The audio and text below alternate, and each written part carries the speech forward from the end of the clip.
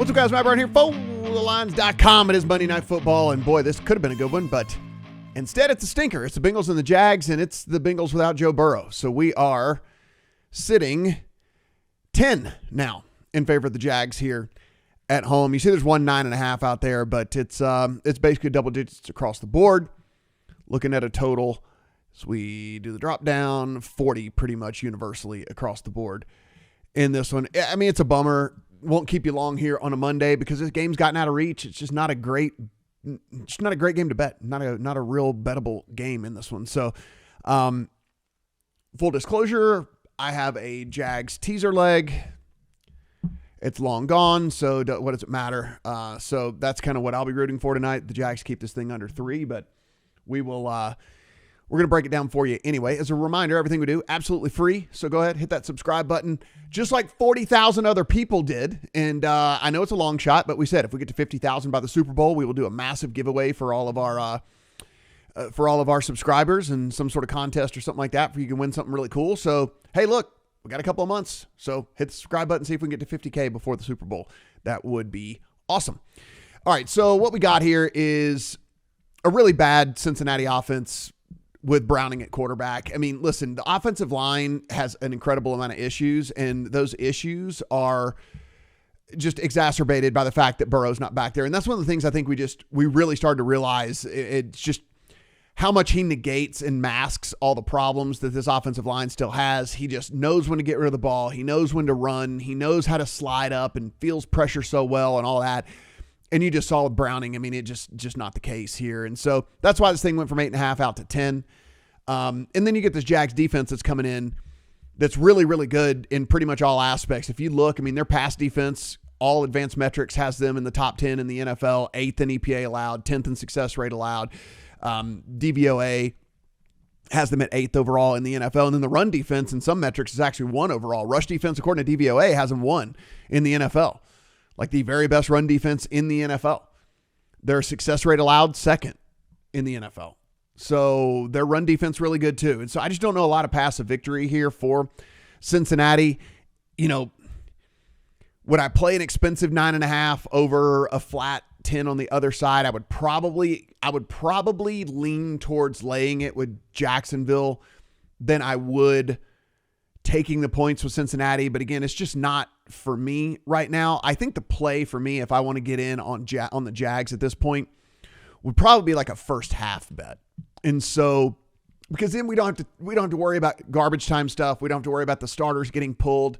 Listen, this Jacksonville team has a chance to get the number 1 overall seed in the AFC. So if they're being smart, if they're up 3 scores in this game, like these guys could hit the bench. And with that, like that's just stuff we can't handicap for, and it just sucks. So I don't want to do that. And so we can look and we see, so first half line sitting about 6.5, though it could go to a flat 6. And if that's the case, that's even better for us. So be sure and shop around for that. This just happens to be at DraftKings. And you see, you can always mess with the line too. You can get it under that key number of 6, 5.5 at -123. You might even find a better number out there somewhere else with all of that. So, I mean, for me, if I'm getting involved with the side at this juncture, it would be in a first half bet with the Jags. And if you had to make me play a full game, anything under 10 would be the Jags side for me as well. I think there's a decent chance that Cincinnati doesn't score more than 10 or 13 points in this game. So that could be a problem, especially with the way this defense has been playing. From a total standpoint, I think it's a little high. And, you know, if you wanted to put together a same game parlay or something like that, I kind of put together a little mock one. I'll show you in a second. But, you know, you can even take that up a little bit higher. Of course, we know 43 and 44 are key-ish numbers when it comes to totals. So this just goes to the fact, like I said, I don't see Cincinnati scoring more than 10 or 13 points in this game. I think the Jags have a chance to maybe call off the dogs, salt the clock in the second half. So for me, it would be an under or pass as well. I think I will have a little bit of a play on the under. Going to hold out because if anything, it'll tick up island game, right? So if anything, maybe I'll get another half a point to get on the other side of that 40. So that's kind of looking for that one as well.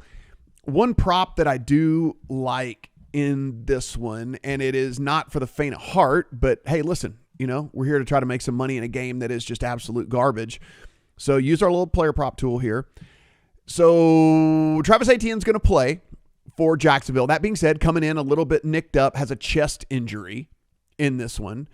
And so having a chest injury, will there be a couple of carries maybe siphoned off from him? Will he be the very first one to hit the bench if this thing gets out of hand? My guess is yes.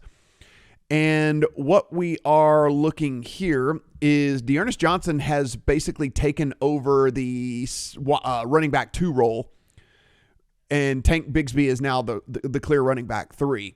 And so with that, I think a Dearness Johnson rushing yardage is kind of a sneaky good play on the over at 20.5.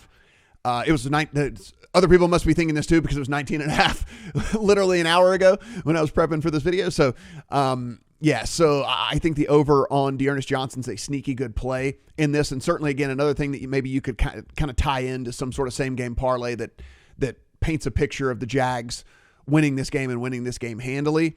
The other thing is just an anytime touchdown is pretty interesting too from Dearness Johnson. If you think we could get some garbage time stuff, or maybe they even just use him in goal line situations to keep ATN from having to take that damage. So I think that there's a decent chance there for Dearness Johnson. So I do kind of like that one as well as an anytime touchdown. So that's the prop I'm really looking at in this one too. Like I said, I put together a little same game parlay that you can look at. I have the under, so I took it up to 44.5. Like I said, 43, 44 are key-ish numbers when it comes to totals. So I took the under 44.5, and just the anytime touchdown for Dearness Johnson takes this, just those two things, up to 6.5 to 1. So, I mean, your same game parlay just with 2 legs right there gets all the way up to 6.5 to 1. If you think the Jags get to 20, like I don't think Cincinnati even gets to 20 points. And so I would play the Jags in their race to 20, where you find this under the race 2 tab. And then that takes it all the way up to 9 to 1, right? So again, I don't even think Cincinnati gets to 20 points in the game. And so the race to 20 for the Jags would take that all the way up to 9 to 1. Just something I wanted to show you how you could get this thing from like 6.5 all the way up to 9, maybe even to double digits if you feel a little bit more froggy. Say if you think they score 25 points in the game.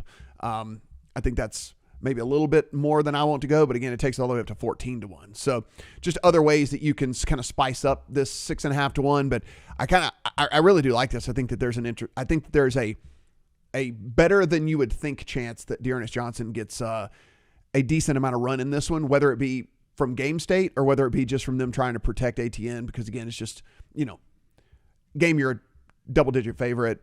No need to have your running back who's coming in a little banged up, taking unnecessary hits as it is anyway. So that's kind of how I'm going with that one. But guys, not a ton to love in this game. It's gotten out of hand you can't tease it anymore. So it's just, kind of is what it is. And we'll look at a little bit of an under here, and we'll look at that first half on the Jags as well. Again, everything we do, absolutely free. So come on over here and be sure and use a player prop tool if you're going to play any props tonight.